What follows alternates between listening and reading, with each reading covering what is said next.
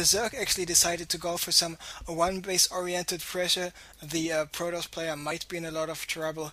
Because he of course will be forced to cancel this Nexus, and then he would be stuck on one base with 3 gates, and this is not what you want to have. But anyway, because of the fact that Sarens is not going for some sort of early one base oriented pressure, it is safe for Pomi to advance, to expand. This is actually what he's doing, so no question about that. And he's even building a forward forge here, so maybe he wants to do a complete wall-off with another gateway here at the center location, taking out the destructible rocks and making the back door the front door entrance. And Pomi now checking the Zelnaga watchtower, so the Zergling here is at the Zelnaga watchtower. Another Zergling wants to try to scout out what is going on. Zergling gets taken out before he even reaches this choke area, so he does not even know about the forge. And of course you just need to seal the forge here, then you know, okay, there's an Nexus not far behind there as well. So now Pomi's moving out. He's got about 6 sentries in total. He's got 2 stalkers, 2 zealots, 1 stalker, but now there are the spying quarters and there are the roaches already, so no can do for him to trying to go for an attack there. So he's deciding to pull back. And interestingly enough, he's not even trying to attack the destructible rocks here. And now you should see this plant dying. Looks like the creep spread has been stopped. But anyway. So let's take a look at the harvester count. So we see 36 probes for Pomi, we see 41 drones for Sarens, so the big difference not that big. We see Sarens in the 10th supply lead. On the other hand, we got the +1 en route, we got a cannon en route, and most important of all, we got the ability for this robo facility in about 15-20 seconds to build Colossi, because there is a robo facility, not a robo facility, there is a robo bay en route, and this robo bay is directly at the front of this Nexus and the natural. I don't like this building placement at all. It looks like Pomi is thinking, okay, I've got the forge here, got the sentries, got the photon cannon, should be no big deal. Now he's checking his own natural for this overload, because the Spylum was spotting the overload. And of course, when you're hunting overloads, which are most likely, possibly likely to fly away, just move all your ranged units in there before you attack, because most of the times the overload will not spot you. And there we see another day, Saren's going for the gold right away, and this might be a good choice by him to go for, because as soon as he can mine at least for 2 or 3 minutes from the gold, he should be in such a good position macro wise that he will be able to just throw money at Pomi. On the other hand of Pomi, of course, he's got the +1 finished in 20 seconds. He's got the thermal lance halfway done already. He's got 1 Colossus out, 2nd Colossus is en route. He's got 3 gates being warped in, and there we see this gate going for the complete wall off, so he does not really have to care for the moment, at least, what's going on. Roaches attacking the destructible rocks. He's warping in more stalkers. Where are the remaining forces of Pomi? Here they are. And so destructible rocks are down, and Anotherday not having so many roaches. I mean, he's got 18 roaches, he's got the same amount of Zerglings. Cannon will get taken out with absolute ease. And there we see, oh, there's still a small tiny gap area, and this area decision by Anotherday to move in there, not the best, because now the roaches, at least in the base here, get obliterated very, very fast. And Sarens was has taken out the forge here, but the forge was finished with the +1 already. We'd see, for example, here this Colossus, the forge is still alive. Nice force fields here on the backdoor entrance, and nice force fields on the bottom of the ramp, so all those roaches are trapped right now. And with all those roaches trapped, Pomi can easily clean those forces up. Good job by him. So 1 roach only alive, now the roach is dead as well. So we take a look at the units lost, and there we see what is going on. Sarens behind 1100 resource already. Meanwhile, he just went in with the roaches, and the natural was not paying attention, therefore was just 1 second. It is spotting orange dots on blistering sands is like spotting blue dots on Chakura's Plateau or green dots on Lost Temple. I am sorry, but this just happens sometimes. More roaches were flooding in from the back door because Pomi was pulling his forces to the natural. So another day, Saren's making really, really good abuse of this backdoor entrances, killing units here, killing units there. So emergency roll-off coming up once again by Pomi. Nexus is being warped in right away. And in terms of supply, it's pretty even. Of course, the unit composition for Pomi is much better at the moment. He's got the better upgrades there as well.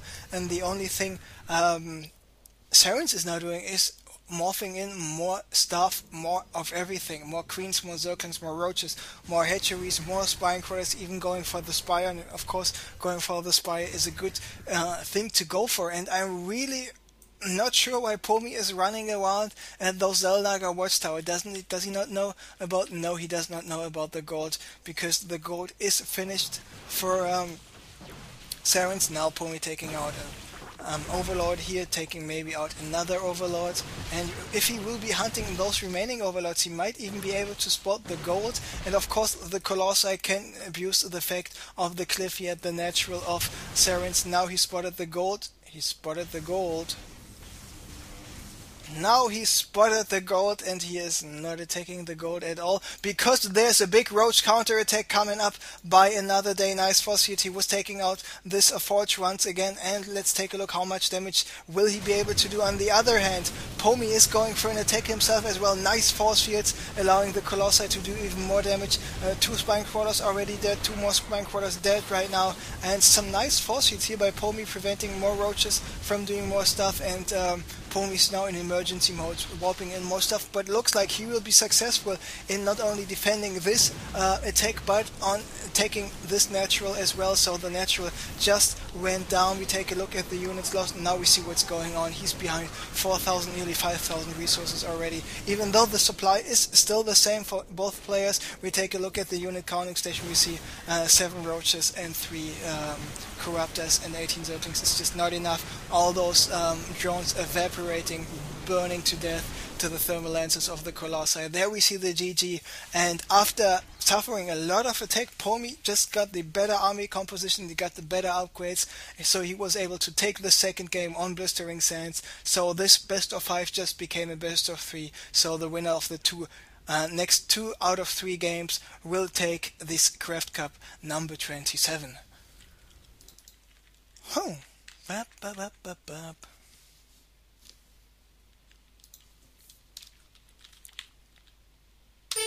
Best of 5, 1-1.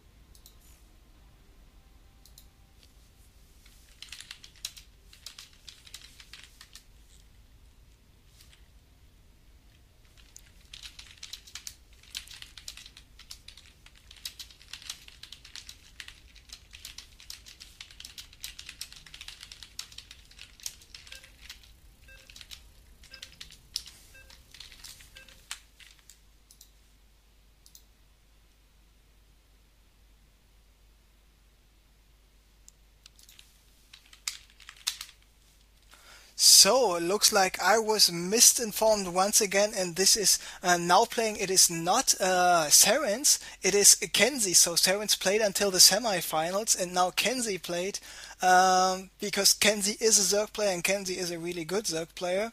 I casted a couple of games in the last Wednesday Ghost for SC2 Cup of him, and so it looks like those 2 guys played on one account. I'm not sure if it's allowed, but yeah, that's the way it goes. So Kenzie is now playing against Pomi. It was not Sarens, so maybe I will just go with Another Day to have no... I can't do nothing wrong. We're just calling him by his nick. Maybe I can do one thing wrong. It's he is a she or something like this, but... I would just go with Another Day then, and assuming that Another Day is a he. So, welcome back, ladies and gentlemen, mesdames et messieurs, meine Damen und Herren, señores y señoras. It is the Craft Cup number 27. We have Pomi playing against Another Day. So some people say it is Saren, some people say it is Kenzie, but we know one thing for sure, it is from Team AAA. And Pomi is playing at the spawning is the yellow Protoss at the 12 o'clock, and there we have Another Day spawning on Lost Temple, cross positions at the 6 o'clock. And of course, because this is Lost Temple, as a Zerg player and a PvZ, going for the fast expansion here is a possibility, especially when you spawn on cross positions. With some nice spine crawler placement, you should be able to hold off any early attacks. So, but we see Another Day going for the spawning pool first. There we see the extractor was just finished. We got this gateway finished here very soon, and he's going for the forge next. So maybe Pomi wants to go for some fast expansion play as well, but then I am not sure about this pylon placement. He's building another pylon right now, and yes, he just wants to go for the complete wall off. So all those pylons are being warped in right now, and yet Another Day is not having any clue about what's going on. The Overlord is now moving out, and he should see those pylons very soon, and then he should be like, I have to tell the others, oh no, what's going on? And now the drone is moving down, the Zerglings are moving down as well, so the photon cannon still takes another 13 seconds, and this might be too late already for Another Day to hold this off, because the cannon just finished, and now Pomi needs just needs to be good in terms of macro. He just needs to macro up more stuff. He not only does have to focus too much on economy, because it's not that easy to get rid of those it's very easy to get rid of a cannon or two, especially. And there he's going for the pylon block. He wants to bring this probe in, so this is still possible with patch 1.2. It costs you 25 minerals to go into the space. Because a pylon costs 100 minerals. When you cancel a building which is being warped in, you get 75% back. And I mean, Another Day is doing something interesting. He is going for the hatchery at the in-base hatchery, because he's got too many minerals left over, so he decided, okay, it's hatchery time, it's time to build up stuff, and looks like he's not going for some sort of expansion. Another Day is spotting what's going on at the natural, and he just started to build two more gateways. He's going for the +1 once again, so looks like this will be the same gameplay like Pomi showed us in the game versus Nurture in the quarterfinals. And yes, Sneaky Probe got in the base, sees the spine quarter, sees the layers being morphed in. This probe most likely will go down. Indeed, it is dead right now. Will he send another probe down there? No, he does not. Now the spine quarter just needs some rearrangement, and as soon as the spine quarter is in position, oh, actually there is another probe by Pomi, and just wanted to say, as soon as the spine quarter is in position, there's nothing much this cannon can do about this. So 4-gate, so cannon contain into 4-gate +1 is what we see by Pomi. And like I said, he did this already against Nurture. And let's take a look at how successful he will be this time. So there's the Spine Crawler is finished, and Impaler Tentacle is doing his 30 damage versus Armored here. Pylon goes down pretty fast. And Spine Crawlers is one of the coolest animated buildings in the whole game. As I was playing StarCraft 2 on the beta the first time, I saw, oh, nice job by Pomi actually to warp in some stuff, building a new pylon so he can continue to warp in stuff. And as I was playing the StarCraft 2 beta the first time and I saw a Spine Crawler in action, I was like,